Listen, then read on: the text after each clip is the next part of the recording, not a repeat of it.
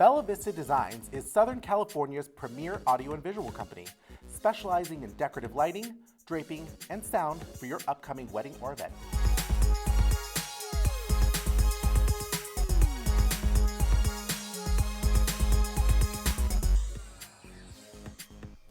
Hello, everyone, and thank you for tuning in to Fun Sparkle Drama. I am Nico Cervantes, and I am here with my lovely and beautiful and gorgeous co-host, Ms. Nina Lafuente. Thank you. How are you, honey? I'm great. It's gonna be New Year's. Happy New Year's. Cheers. Happy New Year's, almost. Almost. End of 2014. Yes. Oh my God. Which is Another cheers. cheers to that. Bang. What I love about New Year's is the fact that we get to symbolically restart and refresh and regroup. Oh my God, I love that. You know, I'm such a nerd. I kind of do that every Monday though. Do you? No, but I mean, it's kind of like the big Monday, you know, New Year's Day is the day that we get to really start something that we've been thinking about, that we've wanted to do, our intention, start it fresh. Yeah. It feels fresh. See, that doesn't happen for me because Monday I'm a disaster. Right. And then it takes me Friday till I finally get my shit together. Right. And then it's Monday again. Right. No, So, I mean, I say that jokingly Monday, but for me, Monday, it's the beginning of the school week. It's the beginning of the Well, you're a work mom. week. Yeah, totally. So you have to get it together. Yeah, totally. I just have me and my disaster self. No, it's the end.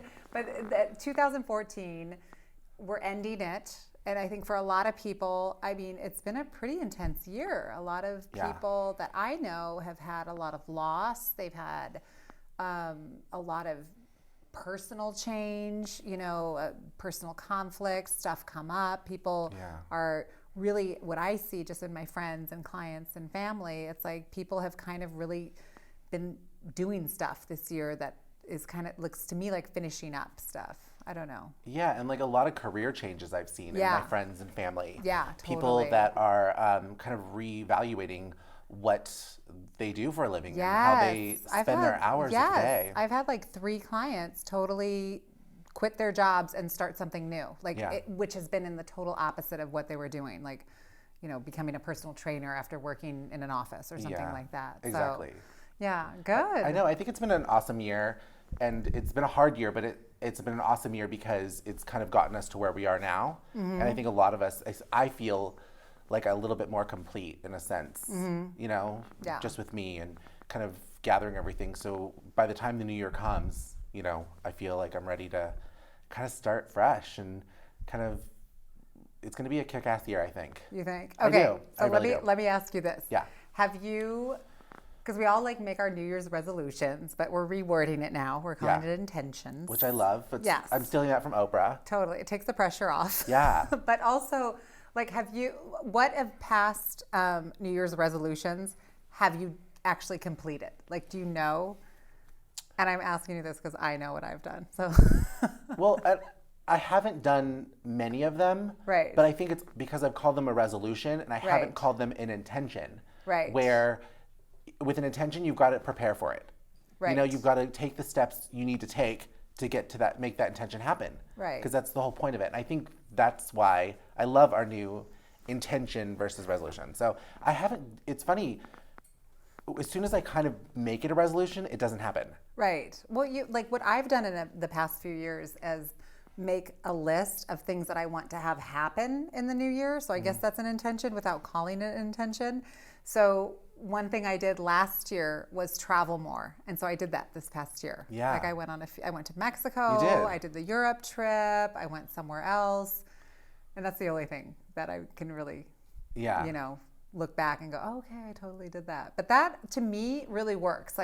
To make a list, okay, I want to save this percentage of my income, or, and it is kind of an intention list. My intention is to, by July, to go on a big trip, or to, I don't know, go to the gym 10 times, or, something. So it takes a little bit of that pressure off, oh my gosh, I've got to lose 10 pounds, or I have to not eat sugar, or you know what I mean? It's oh, I'm going to eat salad once a week. Well, now since we're calling it intention, what are the things that you're going to do to prepare for those, to complete the intention? Oh, I don't know. Let's start with, what was your first one? Take a trip before July. Yeah. Like, what are you going to do so you can take a trip? Because Well, you and I are both workaholics. I know. And also, like, I have to figure out, is that trip, like, solo, or is it with my child, or is it to visit my other child? So that's what I have to get clear on. Or I think if it's with a man. Oh, goodness. Maybe that maybe that should be my intention. No, but I think it's also really good to get clear on what your intention is. Like, I'm going to take a trip by myself to this area of the world by this date. And then it kind of gives you a broad sense, but something to focus on. Do you know what I mean? Yeah, and like start preparing with work and you're putting together your life and simplifying things so you're able to leave and you're able to take the time off to go. Yeah. Or just even like getting online on your iPad in bed at night and, seeing what does it cost to go to Belize or wherever all the single men are. Yeah. Definitely. What about you? We should ask. I think the intention for me is to just like complete my life as a whole. I feel for so long that my life has been torn up into so many different pieces that I haven't put the pieces together. Like work, family, friends, personal life. Yeah, like love life, body okay. image, everything around that has been not connected. So I feel like really connecting all those pieces is going to be something that I really want to do this year. Okay, that's good. That's good. That's a good thing. So you want to connect the dots. Connect the dots. So, I'm not like, I swear, I would relate it to when you dump out a puzzle, which drives me crazy to see, like in a box, you dump it out and all the pieces are kind of all over the place. That's how I feel. So to put the puzzle together is my intention. I love that. Yeah. Cheers to your Cheers intention. to that. We'll drink to it. Well, we're going to have to drink to it. Oh, sorry. Or else it's bad luck. Right? Oh, yeah. And you have to look each other in the eye, too. Yeah, eye contact. Yeah. Well, we're going to have to ask Miss Anna Chapman, who is here today. Yes, she's amazing. Yeah. Tell us, because both of us know Anna really well, and we're so excited she's here, but why don't you tell us who Anna is? Okay. Well, Anna Chapman is someone whom you and I think I introduced you to Anna a few years ago. Was that me? We went to Paradise Found together, and we both had a reading from her one day. Okay. Yeah. Okay. And then that was years ago, and just throughout the years, we've gotten to know her. And so tell everyone who she is and what she does. Anna Chapman is an amazing woman who has an amazing gift that, to me, she has turned that into a service for those of us who may need some guidance. And so she's an intuitive.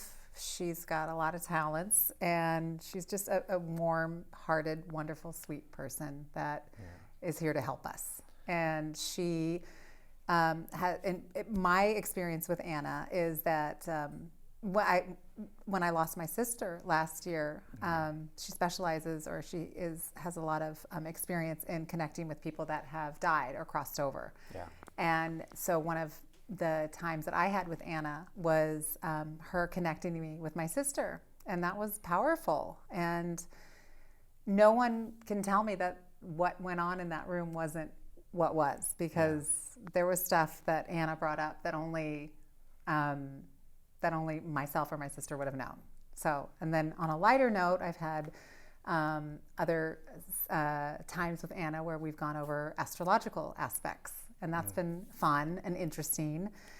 And then, and then I think she's done she's just very broad in what she does. And I'd like to hear, Well, she explains herself as she kind of does whatever she needs to do for people. Yeah. Which I love that. Because she's not going to sit there and be like, oh, I'm the Long Island medium, or I'm this person. I like that she doesn't give herself a name, but so she has a lot of talents.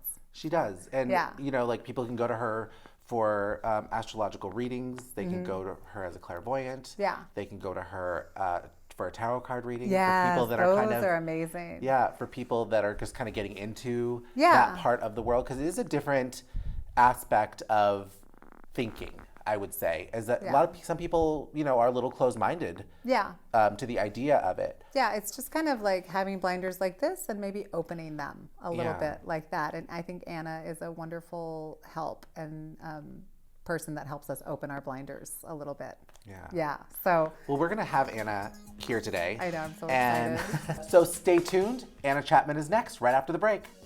Bella Vista Designs is Southern California's premier audio and visual company, specializing in decorative lighting, draping, and sound for your upcoming wedding or event.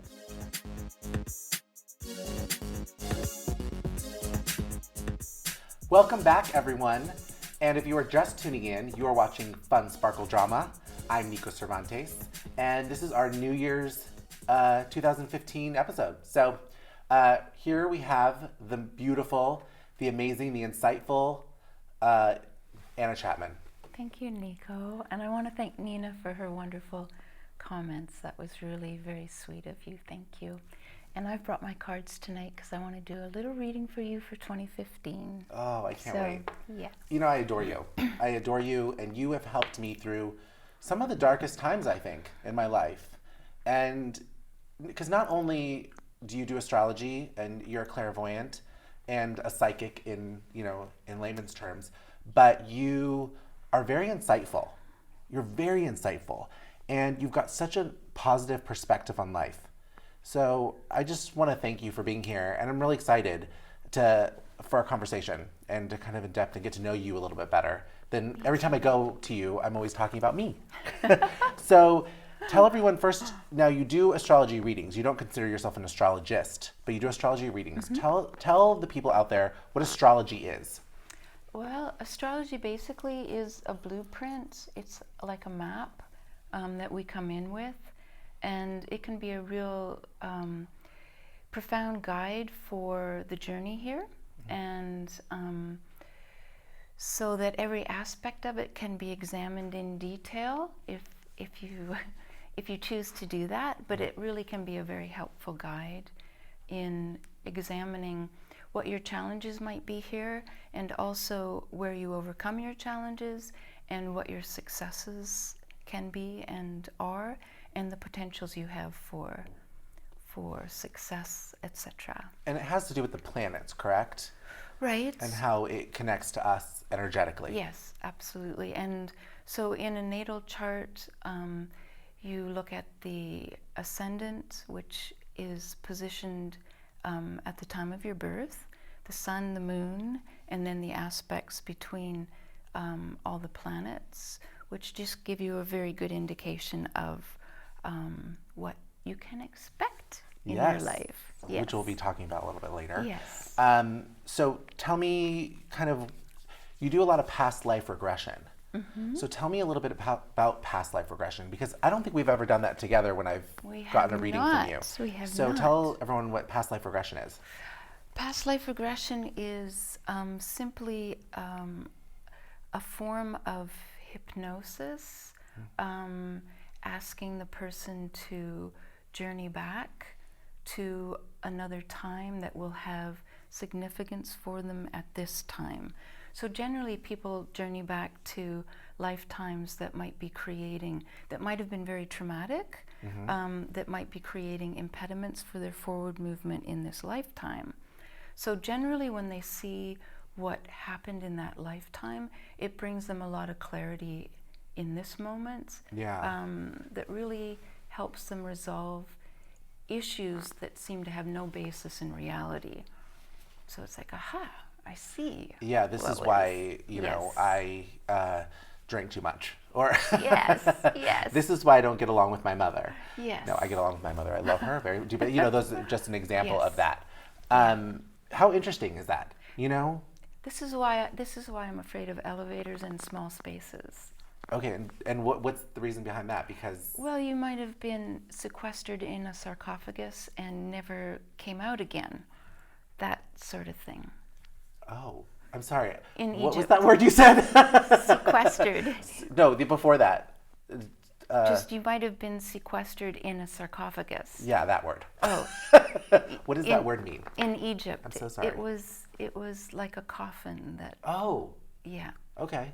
And so the like pharaohs were buried in sarcophagus. Okay. And sorry, I didn't know what that meant. In Egypt, there were a lot of initiations that took place, and part of it was to be in a sarcophagus and to not have fear.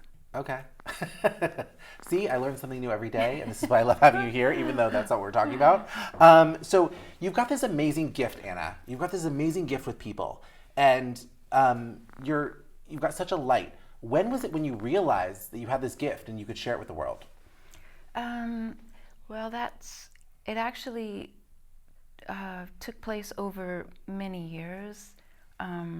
So that when I was younger, a lot of interesting things would happen. But where I grew up in Toronto, there wasn't a lot of support for people who were clairvoyant or psychic or had unusual experiences.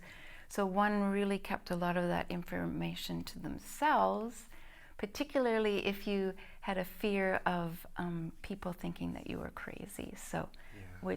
which I had, and a lot of other fears that went along with that. So I pretty much kept it to myself for a long time. But when I moved to California, I was in my early 40s and had quite an awakening that was due to listening to a piece of classical music. And it changed everything completely. I began to see that I could use the gift as a service to people, and that really inspired me enormously to overcome my fears and be more visible with my gifts. So tell me a little bit about what that experience was like, hearing the music and the revelation. The music was a piece of classical music by Alexander Scriabin, who's a Russian composer. And when I first heard it, I thought that surely he must be mad because the music was extremely dissonant. And I thought, I should give it a second chance. And the second time I listened to it, the earth moved.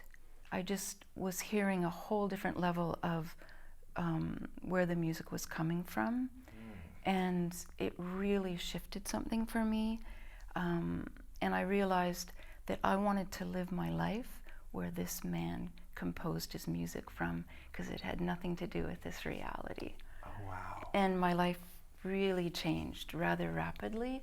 I started hearing a lot more things, seeing things in other dimensions. Just really a lot opened up after that. So did you feel connected to him or the music? The music. Wow. Yeah. He was an extraordinary human being also. Yeah. He really had a vision of a whole different reality. Definitely. He totally tapped into that really very easily. And it's really evident in his later music. He composed with the fifth harmonic, which is the same harmonic that Tibetan monks chant in, because it connects us to Source. Wow. So. Have you ever, when did he die? Or pass on, I should say. I think he died in the late 1920s or the early 1930s. Okay. And he died very young, and his death was very mysterious. So there were those who thought that perhaps he might have been,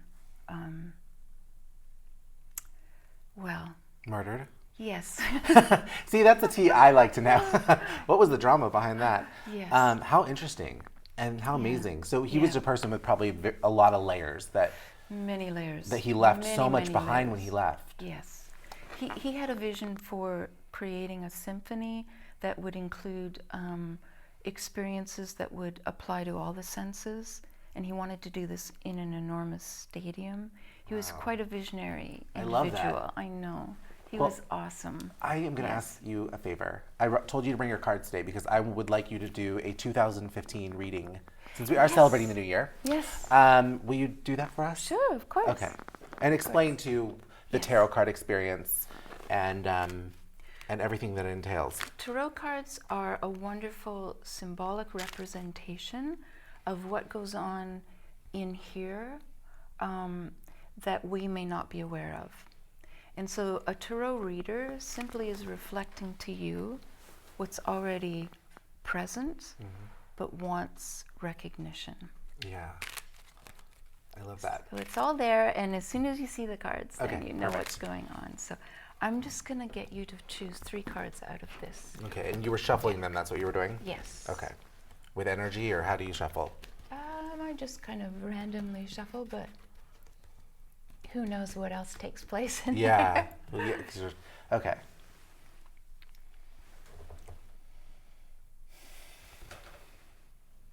You want me to pick 3 all together, or? Just 3? Okay. And then we'll... Oh, you know what? Yeah, That 3 was a altogether. hitchhiker, so that's I know, going down that's with a it. hitchhiker. We want that one too. We want that one. Yeah. And I went back to this one. This was actually my first choice. Okay. Okay, Cool. there you go. Okay, awesome. So, the first card is the Queen of Wands. Okay, let's Queen show of the Wands. Queen of Wands. And queens are the active feminine principle, which is more of a container, more of a support system, and usually shows a lot of sensitivity. Okay. Wands are fire, they're our passion. It's the highest of the 4 suits, which starts with Pentacles, which is earth. So there's a lot of passion here, there's a lot of conviction, there's a lot of intuitive wisdom, and we see the little black cat, and this represents your intuition. The fact that she sits so proudly in her throne is an indication that she's very highly respected and people come to her seeking advice. Now, she would be the kind of person that has her own show and interviews people. Yes. Perfect. Well, I love queens and I love wands, so Yes. perfect. And so this is the present situation, the first card. The second card, Obviously. the second card is what needs to happen to take you from here to the third card, which is the end result. Okay. So this is the Six of Pentacles. Six of Pentacles. We see here that there's an individual who's giving to these 2 waifs that are here, and he also has a scales in his hand, which represents balance. So this individual is very good at giving. When this card shows up, however, there's an indication that the person is in a place where they might want to be open to receiving. So I would say that you are quite a giving individual, and perhaps this year is all about you being open to receiving based on how much you've given in the past. Yeah, definitely. And then the third card is the Ten of Cups. Tens are endings, culmination. Cups are our emotions. And so this is the end of a way of being on an emotional level, which means that 2015 represents a whole new beginning for you in terms of your emotional expression. So the kind of expression you're doing this evening, for instance, would be a whole new venture for you, but also on a more intimate level, in relationship, a whole new cycle of experience for you. Wow, those are 3 great cards. Yes, they are. Yes.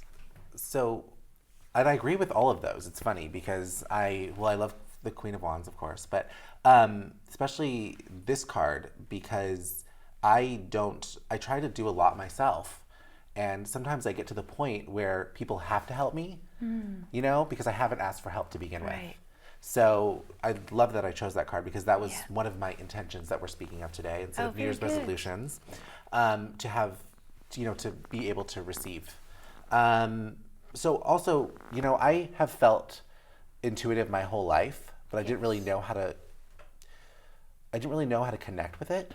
And as I get older, it's becoming stronger and stronger to the point where when I meet people, and it usually happens not to the people around me that I know very well, but people when I meet them at first. Now, what would be, if there are other people out there that feel similar, what is your advice to kind of connect to that intuition and move forward with it in a positive way? I really think that all of us are very intuitive. For a lot of people, it's not their primary focus in this lifetime. But if you do feel like you're very intuitive and you want to utilize that, it's just a matter of practicing it. So you might want to choose a tool that resonates with you. Tarot cards are wonderful because they're so visual and they're so easy to read what's right here. And just practice. Just ask friends to show up for you and be willing to sit there as you give them readings. It's also important to listen to the difference between the intuitive and the mind. So thoughts coming in are very different than your intuitive nature, and you want to become familiar with which is which. Yeah. And not ignore those signs of that your intuition is working for you. Some people just tend to brush it off. No, it's funny. I've been in situations that have happened, and I got that strong inkling at first, that really strong, and I just assumed, oh, what do I know? Right. Exactly. Exactly. What do I know? Why? That's not, I'm overreacting, and then it happens. Yeah. So I'm like, why didn't I just listen to myself to begin with? So you want to really pay attention to those times when you notice that, yes, it did happen, and honor yourself for this gift rather than thinking that you're just making it up, or, that it can't be something that would be true or real. Yeah. What is your strongest connection that you've had with somebody in the past life? I mean, sorry, not the past life, that has passed on into, what do we call that? The afterlife? Just passed on to the next experience. I love that. The next level of experience. Because really, we dropped the body, but we didn't drop the mind. Yeah. So we still are experiencing things that we were here to work on. One of the strongest connections I have with somebody who's crossed over is a young man that died at the age of 25 in a motorcycle accident, and I was channeling him for several years for his family, and we have a very, very strong connection, and it brings tears to my eyes because I love this young man that I never met in real life, and he's just an incredible gift on the other side. He's done wonderful things like assisting children who cross over to feel safe and just introducing them to a whole different level of experience. And he does a lot of wonderful things in terms of reprogramming the grid here. Yeah, isn't that so crazy? Yes. I literally got the chills when you were talking about that. Yes. And it's so nice to think that we're not done here when we leave. Yes. This is really just the beginning. And I think that's really wonderful. If you could say one thing about 2015 that you're excited about, Okay. that we can tell everyone, one intuition of what 2015 has to offer. Well, 2014 was a year of challenges, and many people I know, or many clients, really were experiencing a lot of challenges that were based on our need to let go of things that don't serve us or that limit us. And that tends to be difficult for some of us. Yeah. Nevertheless, we realize that proceeding does require us to be less attached to things in material reality. So the number 7, which is 2014, is a number of tests and challenges. Mm-hmm. And so now that we have overcome these challenges, we're in a place where we get to reap the rewards for all the hard work we've done and to experience our mastery. And 2015 is the number 8, which is the number of mastery. So there's a lot of success to be experienced in 2015, and that's what I think is going to be very exceptionally wonderful about 2015, is the success that we get to experience. And I love that. I love that we're going to, because we're out of time, but I love that we're going to end on that note because that is really exciting. Yes, to be successful. Anna, thank you so much for being here. Thank you. You are amazing and lovely, and I'm you. so happy that you were able to join us.